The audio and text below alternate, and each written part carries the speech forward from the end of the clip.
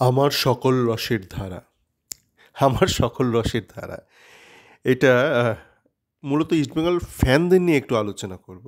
কেননা গতকালের আরএফডিএলের সেমিফাইনাল ম্যাচটা হয়ে যাওয়ার পর টুইটারে যে চ্যাট ফোরামটা আমি ম্যানেজ করি, সেখানে দেখি প্রচুর কমেন্ট আসছে বিভিন্ন। কেউ ডাইরেক্ট টুইট করছে, কেউ নর্মাল যে ডিসকাশন হয় সেরকম, বা আমি ম্যাচের শেষে শ্যামলকে নিয়ে এবং তন্ময় দাসকে নিয়ে যে দুটো অডিও প্রকাশ করি, সেখানেও অনেক কমেন্ট আসছে দেখছি। তো সমস্ত সব কমেন্টের আমি উত্তর দিই না, ব্যক্তিগত জীবনেও দিই না। আমি আমার দৃঢ় বিশ্বাস আপনারাও সবাই দেন না, মানে আপনাদের প্র্যাকটিক্যাল লাইফে বা রিয়েল লাইফে। তো আমি চেষ্টা করি রিল লাইফ বা রিয়েল লাইফ দুটোর মধ্যে কোনো বিভেদ না রাখতে। তো যেটা আমি ব্যক্তিগত জীবনে বিশ্বাস করি এবং করি কার্যক্ষেত্রে, সেটা আমি এই রিল লাইফেও করার চেষ্টা করি, বা এই ডিজিটাল লাইফে। মানে দ্বিচারিতা রাখি না, বা দুরকম পার্সোনালিটি রাখি না। তো সেই দরুন সবার সমস্ত কমেন্টের আমি উত্তর দিই না, এবং কোনো কমেন্ট যদি অপ্রাসঙ্গিক মনে হয়, ইররেলিভেন্ট মনে হয়, আমি ডিলিটও করে দিই। সেটা টুইটারে করি না হয়তো, কিন্তু ইউটিউবে করে দিই। ব্যাপারটা একটু পরিষ্কার রাখি। কেউ ধরুন দ্বিমত প্রকাশ করলো, ভিন্ন মত প্রকাশ করলো, ক্ষোভ প্রকাশ করলো, ঠিকঠাকভাবে করলো, কিন্তু প্রাসঙ্গিক, তো সেটা রেখে দিই। কেউ যদি একদম অপ্রাসঙ্গিক কোনো কথাবার্তা বলে, তো সেটা আমি পরিষ্কার করে দিই। তো ইসমাইল ফ্যানদের নিয়ে কথা বলার আগে আমার একটা রবীন্দ্রনাথের একটা গান মনে পড়ে যাচ্ছে। গানটা আসলে বেসিক্যালি ভক্তিগীতি। গানটা অনেকটা এরকম: আমার সকল রসের ধারা তোমাতে আজ হোক না হারায়, আমার সকল রসের ধারা। এখন আমি কেন এই গানটার কথা উল্লেখ করলাম, যদি এই গানটা ভক্তিগীতি, কিন্তু আপনারা জানেন যে রবীন্দ্রনাথের অনেক গানকে আপনারা বিভিন্নভাবে ইন্টারপ্রেট করতে পারেন। মানে হিউম্যানিটির গান বা ভক্তিগীতি দুভাবেই করতে পারেন। তো ইস্টবেঙ্গলের ফ্যানদের এখন এমন অবস্থা হয়েছে, মানে সংখ্যাগরিষ্ঠ ফ্যানদের কথাই বলছি, মেজরিটি ফ্যানদের, তারা বেশ বঞ্চিত, তারা ক্ষুধিত, তারা আর কি মানে সব ফ্রাস্ট্রেটেড। সহজ বাংলায় ফ্রাস্ট্রেটেড, ইংরাজিতে ফ্রাস্ট্রেটেড, আমরা ফ্রাস্ট্রেটেডকে বাংলাতেও ব্যবহার করি। তো তারা এখন যা পারছে সেটাকে এখন আঁকড়ে ধরার চেষ্টা করছে। মানে আইএসএলে তো ভীষণই লাঞ্ছিত, মানে একদম বেইজ্জত হয়ে গেছে ক্লাবে।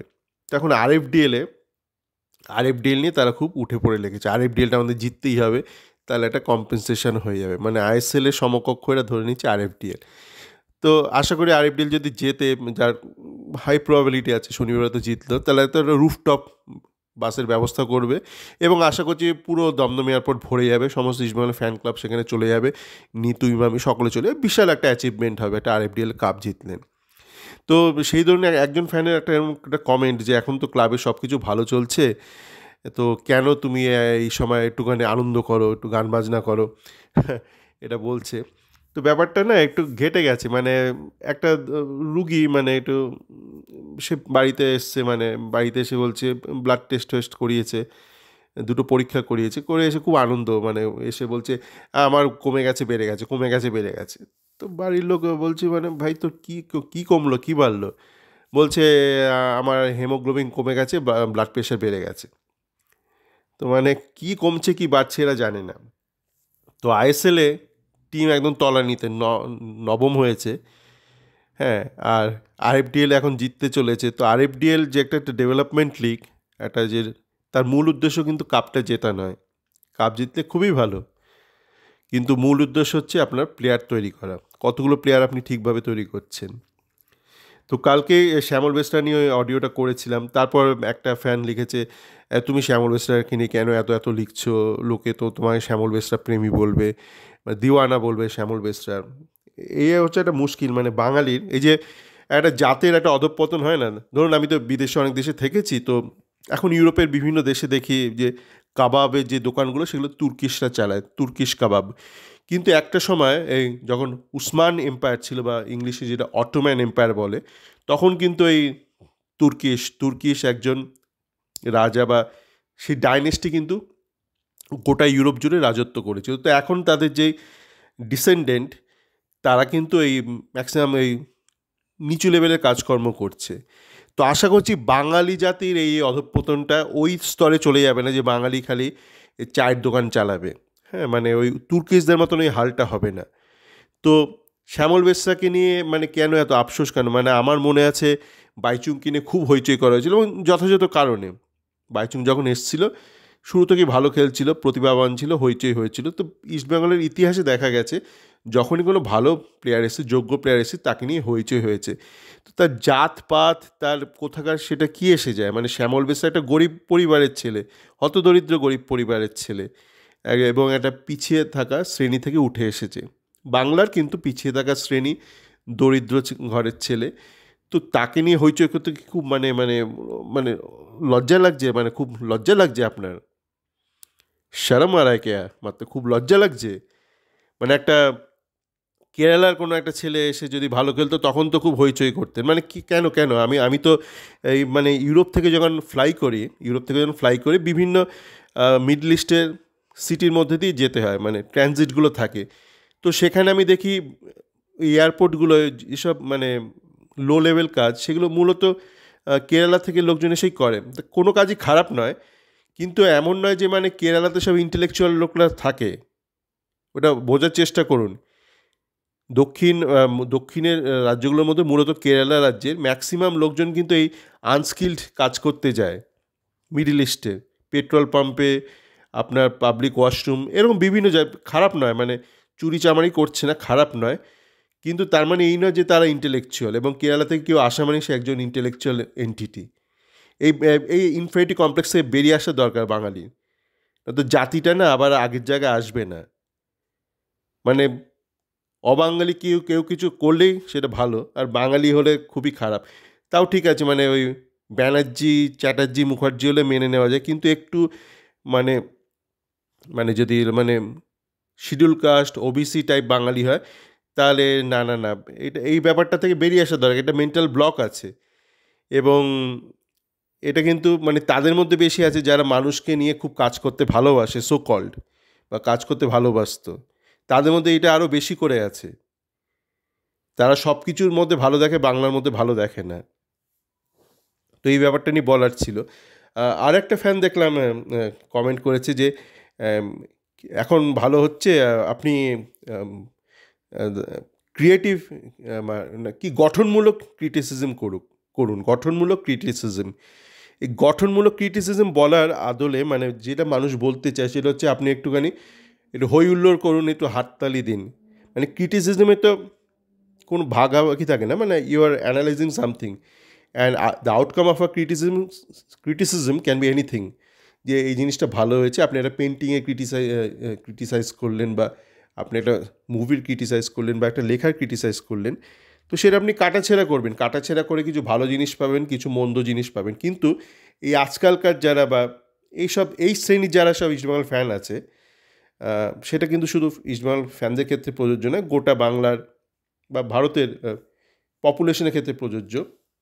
এরা যখন বলেন একটা গঠনমূলক ক্রিয়েটিভ ক্রিটিসিজম করুন, তারা বেসিক্যালি বলতে চায় যে আপনি খালি প্রশংসার অংশটুকু করুন, আপনি নিন্দের অংশটুকু করবেন না, বা নিন্দের অংশটুকু করলে ওটা খুব মোলায়েম করে করবেন যাতে ওটাকে ঠিক নিন্দে নিন্দে না মনে হয়।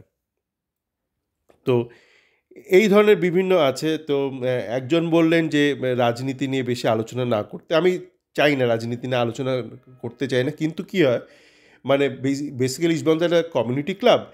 তো এখানে অনেক ফ্যান আছে যারা নিজেদের ওই যে একটা যে ধরুন একটা পলিটিক্যাল বায়াস আছে, সেই বায়াসনেসটাকে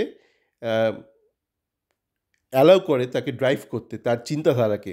তো সেই চিন্তাধারা থেকেই because of the political biasness which drives the thinking and the wording and the talk, এরা কী করে, কেরালা থেকে কেউ এলে তাকে ভালো বলে দেয়, এবং অন্য জায়গা থেকে কেউ এলে, বাংলার কেউ এলে তাকে খারাপ বলে।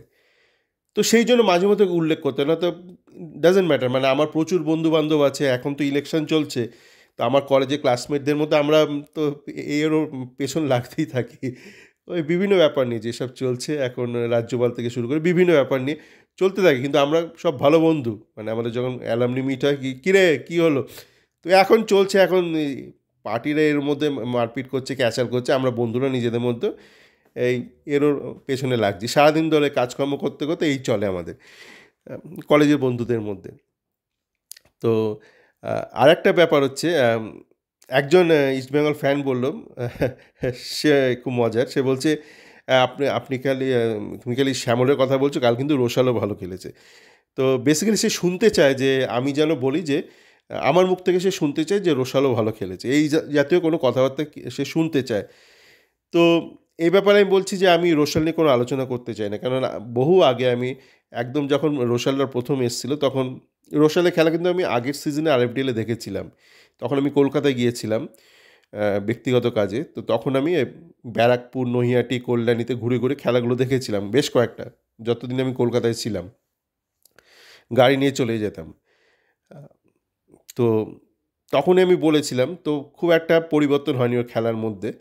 তো এই বিষয়ে আমি একটা একটা ঘটনার উল্লেখ করব, ঘটনা না মানে একটা যে মৃণাল সেনের চালচিত্র সিনেমাটা দেখলাম, আমি আগের অডিওতেই বলেছিলাম যে দেখা হয়নি, বহু পুরনো সিনেমা কিন্তু দেখা হয়নি, খুবই ভালো সিনেমা। এই জন্য দেখা হলো যে অঞ্জন মিত্র এখন চালচিত্র বলে একটা সিনেমা করেছে, যেটা অন দ্য মেকিং অফ চালচিত্র সিনেমাটা। তো অরিজিনাল চালচিত্রতে একটা ঘটনা আছে, সেটা এখন চালচিত্রতেও তার উল্লেখ আছে, যে অঞ্জন দত্ত ও একটা চেষ্টা করছে একটা খবরের কাগজের একটা অফিসে চাকরি পাওয়ার জন্য। ওকে বলেছে একটা আর্টিকেল লেখো তুমি একটা সামাজিক বিষয়, তো খুঁজে পাচ্ছে না কোনো বিষয়। তো একদিনও ওই ধর্মতলা অঞ্চলে ওই আপনার ওই গ্র্যান্ড হোটেল ওই মিউজিয়াম চত্বরে দেখলো একজন জ্যোতিষী, সে তার আবার ব্যানার লাগানো যে I speak English, I can speak English জাতীয়। তো দেখলো একজন বিদেশি মহিলার হাত দেখছে, তার সাথে তার পুরুষ সঙ্গীও রয়েছে, বিদেশি পুরুষ সঙ্গী। তো সে বলল যে আমি আপনার ইন্টারভিউ নিতে চাই জ্যোতিষীর। তো জ্যোতিষী হাত ফাত দেখে ওকে নিয়ে গেল। ওর একদম হতদরিদ্র অবস্থা, ওর ছেলে মারা গেছে, মানে ওর নাতি ছেলের বউকে নিয়ে রয়েছে। তো বলছে আমি কোনো মতো এখন সংসারটা চালাচ্ছি, একের পর এক দুর্যোগ ঘটছে আমার জীবনে। তো বলে ঠলে তারপর যখন বেরিয়ে গেছে বলছে আপনি আমার সম্পর্কে একটু ভালো করে লিখবেন। তো অঞ্জন তো বলছে না আমি আপনার সম্পর্কে লিখবো না। বলছে কেন লিখবেন না, আপনি লিখলে আমার প্রচার হবে, আমার আরও নাম যশ খ্যাতি এগুলো হবে। বলছে না আমি লিখলে আপনার আরও ক্ষতি হবে, এই আপনার পেশাটা যে বুজরুকি সেটা আরও 10টা লোক জানতে পারবে। তো এই যে মানে এই যে রোশালদের নিয়ে কেন আমি বলতে চাই না, কেননা আগে বলে দিয়েছি, আর বলতে গেলে আমার মুখ দিয়ে ভালো কিছু বেরোবে না এদের জন্য।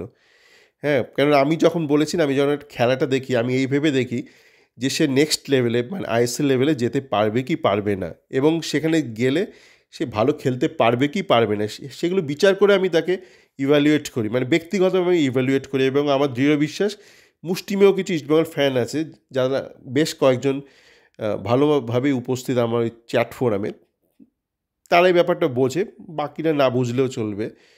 বোঝার দায়ভার নিয়ে তারাও জন্মায়নি এবং তাদের বোঝানোর দায়ভার আমিও নিইনি। সুতরাং ওই ব্যাপারটা নিয়ে আমি আর বিশেষ আলোচনা করতে চাই না। আর সর্বশেষ একটা কথা বলি, শ্যামল বেসরা কিন্তু গতকাল ম্যান অফ দ্য ম্যাচ হয়েছে, সেই জন্যই ওর ছবিটা এই অডিওটাতে দেওয়া, মানে ব্যাকগ্রাউন্ডে দেওয়া, আর কোনো কারণ নয়। এই পুরো অডিওটাই মূলত আমি ইস্টবেঙ্গল ফ্যানদের জন্যই করলাম। ওই একটু লেগ পুলিং করলাম, ম্যাক্সিমাম লোকের ভালো লাগবে না, ভালো না লাগাটাই স্বাভাবিক, কেননা ভালো লাগানোর জন্য তো এই অডিওটা করা হয়নি। তো কিছু করার নেই, কিন্তু যেটা বলার সেটা বললাম। আর এইটা আমার ব্যক্তিগত বলার স্বাধীনতা আশা করি আছে ভারতবর্ষে এখনও, এবং আগামী দিনও থাকবে, 4ঠা জুনের পরেও থাকবে বাক স্বাধীনতা। তো সকলে ভালো থাকবেন, আর দেখা যাক কী হয়। শনিবার ফাইনাল আছে, আশা করি ইস্টবেঙ্গল জিতবে আইপিএল ফাইনালে।